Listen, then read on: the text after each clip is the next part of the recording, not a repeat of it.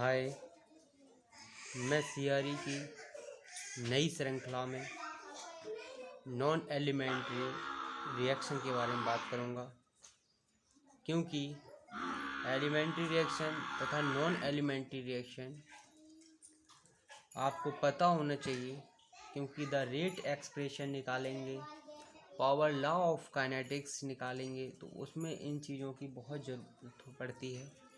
आपको पता होना चाहिए कि एलिमेंट्री क्या है, नॉन एलिमेंट्री रिएक्शन क्या है।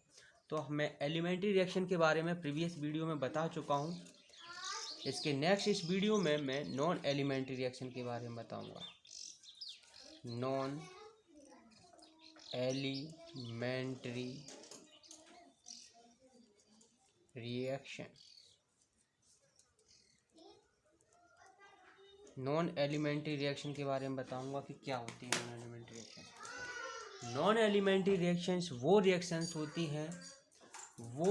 होती हैं जिसमें द रेट ऑफ रिएक्शन, जो रिएक्शन की रेट ऑफ रिएक्शन होती है, वो स्टैचोमेट्रिक कोफिशिएंट से करस्पॉन्ड नहीं करती है, does not corresponds with stoichiometric coefficient. वो स्टैचोमेट्रिक कोफिशिएंट के साथ करस्पॉन्ड नहीं करती है। तो इसकी डेफिनेशन, और ये क्या होती है, मल्टी स्टेजेस रिएक्शंस होती हैं। जैसे मैं इसकी डेफिनेशन बताता हूँ। Those reactions in which the rate of reaction does not corresponds to stoichiometry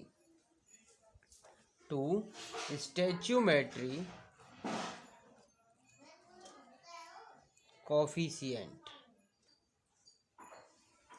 Stoichiometric coefficient is called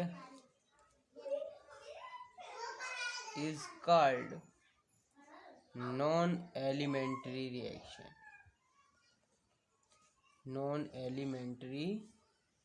reaction. ठीक है।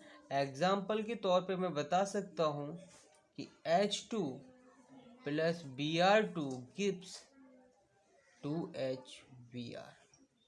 ये रिएक्शन नॉन एलिमेंट्री रिएक्शन होती है। इसकी प्रॉपर्टीज कुछ देख लेते हैं कि इट इज मल्टी स्टेज। कैसी होती है? Multi stage reaction. कैसी होती है? Multi stage reaction. Next, it has more complex kinetics. इसकी जो काइनेटिक्स होती है मोर कॉम्प्लेक्स होती है, काइनेटिक एक्सप्रेशन, या जिसको बोल सकते हो और पावर लॉ ऑफ काइनेटिक्स कैसा होता है? More complex.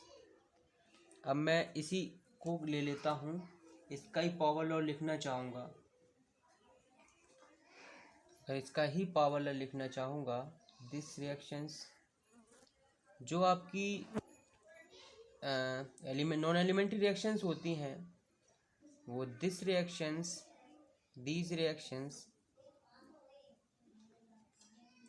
reaction take place via number of elementary steps। Elementary reactions बहुत सारी एक एक करके मिलके बनाती हैं नॉन एलिमेंट्री रिएक्शन को।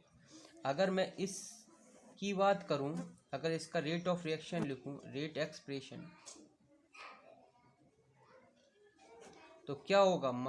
-RHBr, पॉजिटिव होना चाहिए, positive, that's K1CH2 into CBr2 की power half K2 plus CHBr बटे CbR2। इस प्रकार से इसका रेट एक्सप्रेशन आता है। क्या इसका ऑर्डर ऑफ रिएक्शन कभी भी इंटीजर नहीं हो सकता इस कंडीशन में? देखो अभी निकालते हैं। If K2 value is greater than CbR2 then HVR is equal to K1 बटे K2 CH2 into CbR2 half. Then order of reaction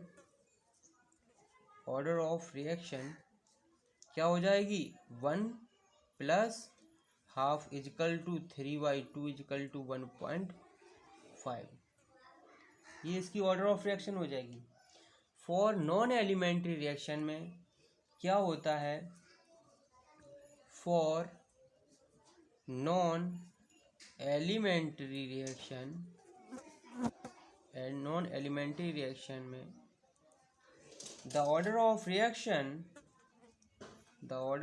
reaction may be integer हो सकती है ऑर्डर ऑफ रिएक्शन, और फ्रैक्शनल वैल्यू भी हो सकती है। कैसी? फ्रैक्शनल वैल्यू भी हो सकती है। ये कोई ज़रूरी नहीं है कि उसकी इंटीजर हो। नॉन एलिमेंट्री में फ्रैक्शनल वैल्यू भी हो सकती है। तो it is a very important. Non elementary के बारे में एग्जांपल और भी बता सकता हूँ, जैसे हैवर प्रोसेस। कौन सा? हैवर प्रोसेस। क्या होता है? N2 plus 3H2 gives 2NH3 होता है। ये भी एक नॉन एलिमेंट्री रिएक्शन है। कैसी है? नॉन एलिमेंट्री रिएक्शन है। इसी के साथ में नॉन एलिमेंट्री रिएक्शन समाप्त होती है। अगर इसमें भी कोई डाउट हो तो आप फ़ोन करके पूछ सकते हैं, या कोई भी दिक्कत हो तो कमेंट्स भी कर सकते हैं। आप जैसा भी आप मुझे बताएंगे, मैं इसके डाउट्स को क्लियर करने की कोशिश करूँगा। ठीक है, थैंक्स।